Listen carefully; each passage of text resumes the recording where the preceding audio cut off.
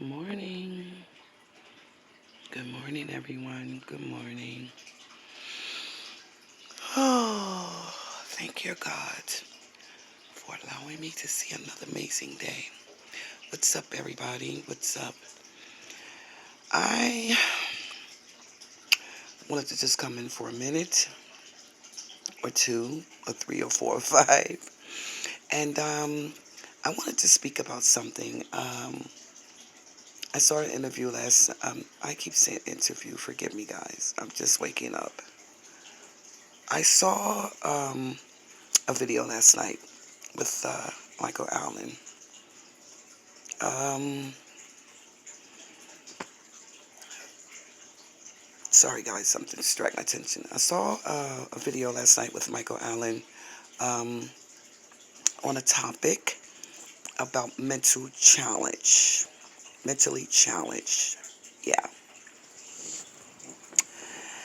the topic was very much so deep. Yeah, very serious topic. You know, spoke very well. He tickles me. Good morning, Mike. You know, thumbs up to you, bro. Um, there was a very interesting, good topic that you spoke about, mentally challenged. Uh, Mentally challenged is a major, major concern, guys. It is something that cannot be avoided and should seek psychiatric evaluation. Yeah. Okay, so he spoke about this, and we're not going to, I'm not going to go into, details of what he spoke about. You have to go over it and you have to check the video out. Spoke very good words. But I want to speak a little bit about a mentally challenged situation over here on my behalf. That's one of my friends over 35 years. I've been friends with. Love her to death, and she has not one but two mentally challenged adults. Now, they were children, that she did not know that this was going on with them as they were children. Of course, we were very young when we were having children, you know what I mean? And she didn't recognize this or see the signs of the mental illness. Because he was so young. Sometimes I guess, I'm not sure, I'm not a doctor, I'm not a psychiatrist or anything like that, so I can't give you facts of, when it's the sign, when it's the age or whatever, to recognize when a child is mentally challenged. But I can say, at the age, we're going to talk about the son, at the age of maybe 8 or 9 years old, there was an issue with my girlfriend's son. He started to show signs of things that he was doing that was out of the usual. And I used to say to her, did you just see what he just did? You know what I mean? Why is he doing that? He would just strike and set things on fire. He would vandalize things. He would hurt and harm animals. He would take an animal and put a string around their neck, and oh my God, guys, he done so much. And I used to tell her all the time, you need to get him help. There is something clearly going on with him. No, no, no, no, no, he's just being a kid, he's just being a boy. To do things out of the ordinary like that, no, that's not being a kid. That is a major concern. That is something going on within. All right. And so, I said no more. You know what I mean? He used to do things that in the household, he used to just, stick things in the plug and, oh my God, just things out of the ordinary, guys. He would sit and he would speak out and talk out as if someone was sitting right beside him and talking to him. I recognized that. I seen that. I saw the signs of that. I don't know if you want to call that mentally challenged or schizophrenic or bipolar. or whatever the means may be. But all the above, he was diagnosed with it all, guys. All right, so let's get this going because my camera cuts off very quickly on me. So as time progressed, you know, it got even worse. Now let's speak about her daughter for a minute. She has a chemical imbalance in her brain, and she was just doing things beyond measure, like just soliciting in the streets, um, walking across, jumping in cars, hopping in cars with different men, winding up in places that she don't know how she got there, just doing all the out of the ordinary things. She would walk or she would talk to herself. She would walk for days with no shoes on, just messy. Feet would be so sore, just cut up with sores and cuts and everything on her feet. So she 302'd her, got her, 302, to get her psychiatric help as well as her son. Anyway, with that being said, they both have mental issues. I love them very much so, unconditionally. The daughter is in a facility where she will not be coming out no time soon. Okay, um, she's paralyzed from the left side of her body, from her head down to her foot on the left side of her body. The abuse of the drugs took a toll on her body. With that being said, she wound up with an aneurysm that burst. Thank God, by the grace of God, that she's still here, but she's paralyzed. She's in therapy, taking therapy, so maybe one day she may be able to walk because all things come through Christ. You get me? And so as far as my godson, with him, um, wow, he done some crazy things as well. At one point, when he was a younger guy, I think this is when the issue became beyond measure with him. He was living in his mother's home, and also the daughter. They were living there. They would just do all the things they did to her. The daughter would. She would put the daughter out. The daughter would break in the house, get in the house some kind of way, somehow, some way. The son, he wanted to hurt her, harm her, fight her, take her money, and he did something very, very bad. One day she was upstairs. Now the daughter, mind you, the daughter done gone somewhere for days, and she's up worried out of her mind. Where's her daughter? She doesn't know where she's at. At that time, I think she was maybe about, I want to say, give or take, maybe about 17 or 18, and he was about 19 or 20, maybe at the most. This is when they're getting older. So the mental issue, the bipolar, the schizophrenic, the ADHD, everything spiraled completely out of control. So it put her under a lot of stress. It put my friend under a lot of stress. Back in 2005, she had a heart attack because of all the stress that was going on in her life with her children. You know what I mean? Um, like I said, she had sought help when they were younger. Yeah, she should have sought help when they were younger. But again, how can you diagnose a child when a child is maybe, what, 4 or 5 years old? She didn't see the signs. She didn't see the red flags or anything until they start to get older. And as time progressed, the mental issue became even worse.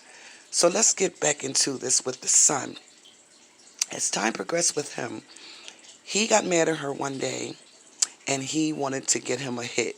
hmm He wanted to get him a hit. And, she got these two adult children living in her home whom she was trying to take care of. He got upset with her. He asked her for money. She told him, I don't have any money. And if I have any money, it's for my bills and what I got to do on my house. Well, give me your access card. This is how aggressive he was. Mind you, the daughter was somewhere that she didn't even know where she was at. Couldn't find her, worried about her and everything. So he said, give me the card. She said, give you what card? He said, the access card so I can go cash in the stamps. She said, I'm not giving you shit. Okay, he got upset. He said, okay, you're not going to give it to me? No problem. She said, she thought no more of it. She used to keep a very like junky table, guys. That was my girl. That was my girl. She's still living. She just wasn't a neatly type of person. She just put things everywhere, all over the place. And she said she was laying upstairs across the bed, and she said, "What the fuck?" She smelled something burning. Yes, guys. She went downstairs, ran down the steps. She said, "Oh my God." He said everything that she had on her table on fire. She said, and the thing of it is, she was just so frustrated and so tired, like just going through all this situation and problems with her children. She said, "Martha, I just want to give up." That's my name. I did it again. That's my government name, Martha, anyway. She put the fire out, you know. Thank God that she got down there in time, because what if she would have just dozed off, or he would have waited till she dozed off and set that on fire? She could have actually burned up in her own house. So he ran out wherever he was, and she crying, she frustrated, she trying to beat this fire out, and he was nowhere to be found. That was one issue that he did. The mind. The mind, the schizophrenic, the bipolar, the ADHD, the chemical imbalance. Everything stirred all up in the mind. And as the gentleman Michael Allen said, the mind is a powerful thing. Thumbs up, Mike. Yes, it is. It's a very powerful thing. Now, there was another situation that he has done. Now, he's older now. Excuse me. He got mad at her one day, again, asking her for money. And she said, you keep coming to me, you 19 years old, get a job, you keep asking me for money. I don't have any money to give you. Oh, you're not going to give me the money? Oh, you're not going to give me the money? Now, this is getting to the fact that she became a little fearful of him. But she said she was not going to show that she was fearing him. Hold on, guys. I always seem to let my damn coffee get cold. He said, okay. All right, so she went upstairs. When she went upstairs, she heard him pacing and walking back and forth across the floor. She said something told her to turn the TV down. Now, mind you, this boy done set the damn table on fire. First of all, he wouldn't have been in my house. When he did what he did to my damn dining room table, and if I would have fell asleep or something, you could have actually burnt me the fuck up in my own crib. You know, she said she went upstairs. She said I forgave him for what he did, even though he could have burnt me up in here. He could have burnt the house down, and we wouldn't have had nowhere to stay. He'd have been gone. You know what I mean? He'd have been gone. So she went upstairs. She said something said, turn the TV down. She turned the TV down. He said to them on the phone, you're all ready for this. He said, I need y'all to come to, I don't want to reveal the address, such and such an address on such and such a street. There's about to be a homicide here. What the fuck you say? What the fuck you say? A what? He said, it's about to be a homicide here. This is what he told the police. Okay? With that being said, she said she jumped up. She panicked. She said, oh my God. Oh my God. She said, I got to get the fuck out of here. Now, mind you, he was downstairs. So she ran down the steps. When she ran down the steps, he ran out the door. He's always running after he done did some crazy bullshit. He'll run out the door, you know.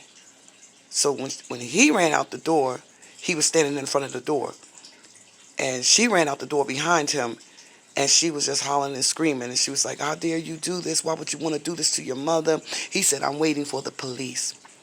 I'm waiting for the police. She said, waiting for the police for what? He said, because it was going to be a homicide here. She said she just took off running, guys. She took off running, screaming and howling, fearing for her life. He didn't run behind her. You know what I mean? He sat down on the steps. She said when she turned around, he sat down on the steps and he just sat there and he just laughed. That's a mental thing, guys. That's mental. She called the cops. The cops came and got him because they knew that he was, mentally disturbed, mentally ill. They 302'd him. She had papers and everything for him to be 302'd. Okay, that was something that happened there. And then as time progressed, she forgave him once again, guys. I don't know if I could have done or dealt with that type of situation that my children continuously tried to hurt me, tried to take me out of here, threaten my life, and tell the popo that there's going to be a homicide here. Absolutely not. Absolutely not. All right, let's get to the next thing. She forgave him. He flopped in and out of jail, back and forth, in and out of jail. Mind you, she couldn't find her daughter. Her daughter was scrambled all over the place. So this brought on major stress to her, causing her to have a heart attack. She had a heart attack, okay? She was young at that time, not that, well, I'm 61, she's 62, she'll be 63, I'll be 62. No, wait a minute, let me get this right. I'm 61, she's 62. She'll be 63 in June, and I'll be 62 in July. So these were some years ago when he did this to her. All right, so she put him out, finally put him out. He went to live with his father. That was a bad idea because he's schizophrenic, bipolar, oh my God, ADHD, mental issues, and his father was an addict as well. She is a recovering addict. She's a recovering addict. He went to live with his father, whom had a beautiful home that his mother and father left him. The father, they're deceased, and they left them beautiful home. And he was beyond measure. The father just, selling everything out the house and, just to get the drugs, the hit and everything. So anyway, my godson, he was flopping in and out of jail, back and forth in and out of jail. And there was a inmate there, whom was his friend. I guess it was a cellie. I don't know. I'm not sure. But at any rate, the cellie, he came out of jail. You know what I mean? The cellie keeps, the father informed what's going on with his son in jail and this, that, and the other. And the cellie came out of jail. The cellie didn't have anywhere or any place to live, so the cellie must have. I'm just kind of paraphrasing it. The cellie must have said to my godson father, hey, listen, I really don't have anywhere to go. They've been holding multiple amounts of my checks, and I need a place to stay until I get up on my feet. Is it okay if I come stay with you? Not mentioning this to my godson. The cellie was mentioning this to the godson's father. You get me? So the father said, okay. So when he came out, they released his checks and whatever, however that may have went. He he went and he stayed with my godson father. So one day, my godson called and he said, hey, I'm going to be coming out. Because he was flopping back and forth in and out of jail because of the things he was doing.